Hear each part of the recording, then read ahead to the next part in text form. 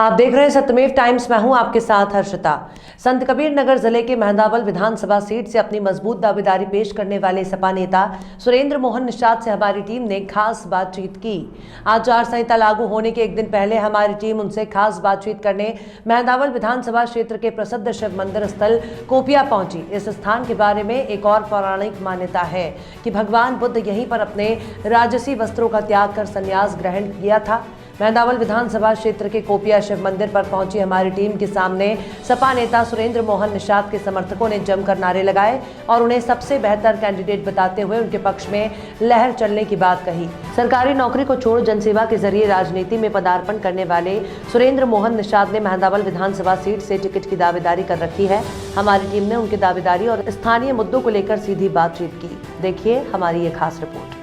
नमस्कार, आप देख रहे हैं सत्यमेव टाइम्स। चुनावी चकल्लस की टीम इस वक्त मेहंदावल विधानसभा क्षेत्र के कोपिया में पहुंची है। ऐसा माना जाता है कि गौतम बुद्ध जी यहीं पे अपने राजसी वस्त्रों को त्याग करके संन्यास ग्रहण किए थे। इस वक्त हमारे खास मेहमान हैं समाजवादी पार्टी के उदीयमान नेता सुरेंद्र मोहन निषाद, जिन्होंने मेहंदावल से इस बार टिकट के लिए दावेदारी की है। चुनाव की सूचना भी आज जारी हो जाएगी। हम सीधे उन्हीं से बात करेंगे कि बभनान छोड़ करके मेहंदावल विधानसभा को चुनना किस नज़रिए से सही साबित होगा आपके लिए। बहुत बहुत धन्यवाद सबसे पहले सत्यमेव टाइम्स का और आप सभी का। देखिए, बभनान से छोड़ के यहाँ मेहंदावल आने का कारण सिर्फ एक ही है कि प्रत्याशी को देखना पड़ता है उसकी ज़रूरत कहाँ पर है, ज़्यादा ज़रूरत कहाँ है। और हमारे समझ लीजिए कि मेहंदावल विधानसभा में निषाद बाहुल्य एरिया है और बहुत ही पिछड़ा हुआ है। पिछड़े के साथ साथ यहाँ पे सभी समाज के लोग पिछड़े हुए हैं। इनको विकास चाहिए और जिसमें हमारा भी समाज आता है जो कि काफ़ी ज़्यादा बाहुल्यता में है। आज से 4 साल पहले यहाँ पर खलीलाबाद में एक अग्निकांड हुआ था। उस समय लोकसभा का चुनाव चल रहा था, सभी लोग चुनाव में व्यस्त थे, लेकिन मैं एज अ सोशल वर्कर पिछले 14-15 साल से लगा था। मैं उन गाँव में पहुँचा, 2 महीने के मैंने राशन दिए और जो भी मैंने आर्थिक मदद करनी थी मैंने मदद की। तो वहाँ के लोग मुझे लाए यहाँ पर और मेरी तमाम रिश्तेदारियाँ हैं यहाँ पर। और फिर मैं पिछले 4 साल से मैं यहाँ पे लगा हुआ हूँ अपने मेहंदावल विधानसभा में। ऐसा कहा जाता है कि आप सरकारी नौकरी छोड़ दिए, किस सेवा में थे आप पढ़ाई के बाद? देखिए, मैं लखनऊ यूनिवर्सिटी से ग्रेजुएट हूँ और तो और मैं सरकारी नौकरी में सेक्शन ऑफिसर की पोस्ट पे रहा। मैंने देखा कि मैं अपना जीवन यापन करने के लिए तो मेरे पास सब कुछ हो चुका है, लेकिन हमारे अति पिछड़े समाज के जो जनता है उसके परिवार का आज भी जीवन बड़ा ही दुश्वारी से गुजर रहा है।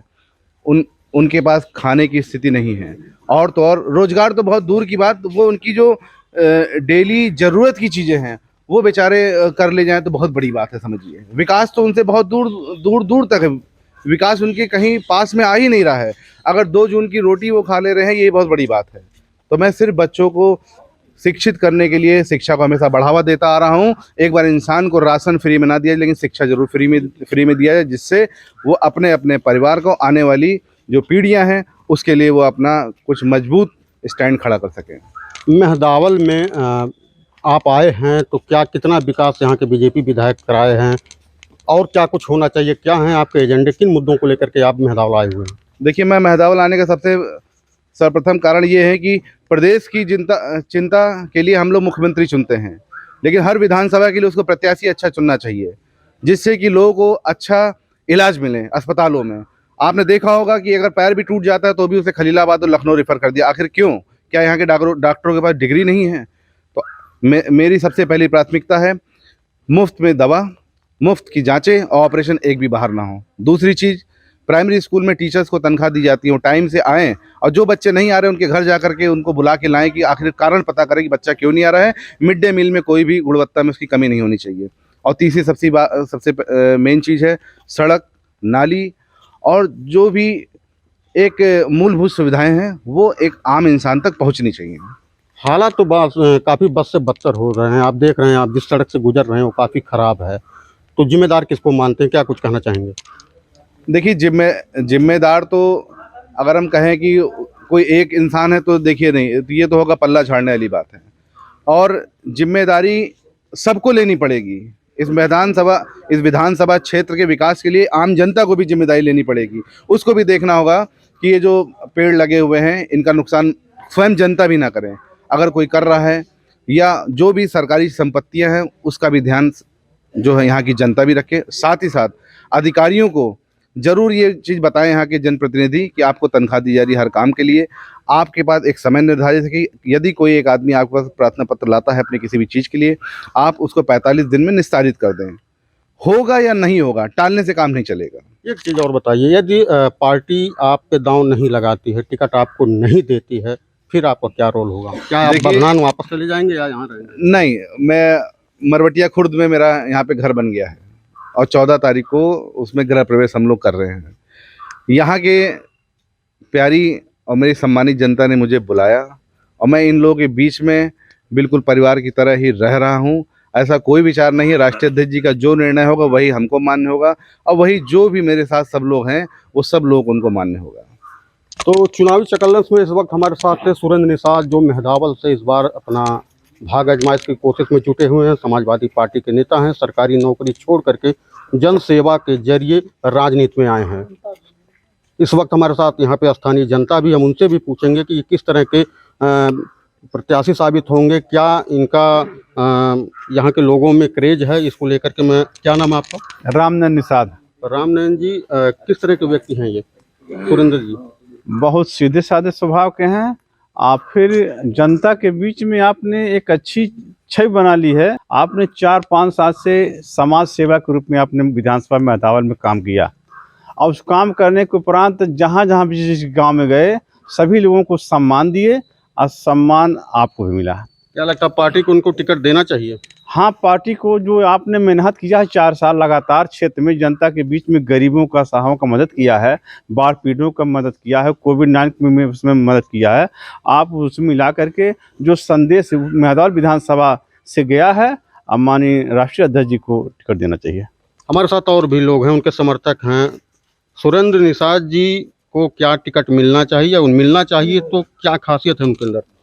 यह देखिए, सुरेंद्र मोहन जी के साथ में हम लोग काम कर रहे हैं। जनता यहाँ से सब खुशी सहमत से काम करने के लिए तैयार है। उनकी अच्छी रुचि है, लोगों में जा कर के गरीबी जो परेशानियाँ जिसकी दिक्कत है उसको भी समाधान करते हैं और जनता में इनका सबका सबसे बड़ा वर्चस्व बना हुआ है। इसीलिए हम लोग यहाँ विधानसभा से समाजवादी पार्टी से सुरेंद्र मोहन को जिताने के लिए यहाँ पे लगे हुए हैं। यही हम लोग की कामना है। इस वक्त हमारे साथ और भी स्थानीय लोग हैं, बुजुर्ग हैं, हम इनसे भी जानने की कोशिश करेंगे। सुरेंद्र जी समाजवादी पार्टी के नेता हैं, यहाँ पे अपना भाग आजमाइश में जुटे हुए हैं। कैसे व्यक्ति हैं ये? ये बहुत चरित्रवान और गुणवान, क्वालिफिकेशन इनके पास ज़्यादा है। ये गरीबों की हाल जानते हैं कि वास्तव में गरीब किस तरह से जो है यहाँ रह रहे हैं, किस तरह से बिता रहे हैं। पिछले मर्तबा जो यहाँ थे वो कोई काम नहीं किए, यही किए बस अपने जो खास उनके मेन आदमी थे बस उन्हीं का भरण पोषण करके वो अपना रह गए। बाकी हम गरीबों के बीच में कोई काम नहीं किए। 5 साल आपके विधायक बीजेपी के भी यहाँ पे हैं, लगभग सरकार जाने वाली है, कार्यकाल खत्म हो चुका होने वाला है। क्या विकास हुआ है बीजेपी? तो ये विकास जातिगत धारा पर अपना कहीं कहीं जहाँ जहाँ ज़रूरत रहती है वहाँ पड़ती है, आम मड़इयों के बीच में, गरीबों के बीच में नहीं पहुँच पा रहे हैं। हमारे साथ युवा भी हैं, उनके समर्थक हैं, हम उनसे भी जानने की कोशिश करेंगे। सुरेंद्र निषाद कैसे व्यक्ति हैं, क्या इनको टिकट मिलना चाहिए? देखिए, सुरेंद्र निषाद एक सरल स्वभाव के आदमी हैं और पढ़े लिखे व्यक्ति भी हैं और उन्होंने अधिकारी में रहते हुए समाज सेवा का काम किया है और हमारे 312 विधानसभा में लगभग में 4 साल से लगभग बने हुए हैं। सुख दुख दर्द और मरनी करनी हरनी जो भी रहता है सबके सेवा में पहुंचते रहते हैं और जो भी कोरोना काल में जो भी लोग बाहर से आए उनकी भी मदद किए और लगभग जो बाढ़ से घिरा पानी था हमारे पूर्वी कछार क्षेत्र में वहाँ भी लोगों भैया के द्वारा राशन बांटा गया है और तमाम समस्याओं का निधारण किया गया। कुछ लोग लखनऊ जैसे अस्पतालों में फंसे हुए, जैसे बीमारी से ऑपरेशन कराना, लगभग 300 जैसे ऑपरेशन भैया बड़ा ऑपरेशन करवा करके लोगों को यहाँ सही किए हैं और सभी समाज के बीच में पड़े रहते हैं और इनको निषाद नहीं सारे वर्ग के लोग चाहते हैं कि यहाँ से समाजवादी पार्टी से टिकट पाएं और यहाँ के विधायक हों। तो ये थी पब्लिक की ओपिनियन जो यहाँ पे सुरेंद्र मोहन निषाद को लेकर के अपना राय प्रकट किए हैं। उनके टिकट की दावेदारी को भी वो लोग वाजिब बता रहे हैं। अब देखने वाली बात ये होगी कि समाजवादी पार्टी किस चेहरे पे अपना दांव खेलेगी, ये आने वाला दिन तय करेगा। सत्यमेव टाइम्स के लिए मैं अजय श्रीवास्तव, संत कबीर नगर। सुरेंद्र मोहन निषाद जिंदाबाद, अखिलेश यादव सुरेंद्र मोहन निषाद, अखिलेश यादव सुरेंद्र मोहन निषाद।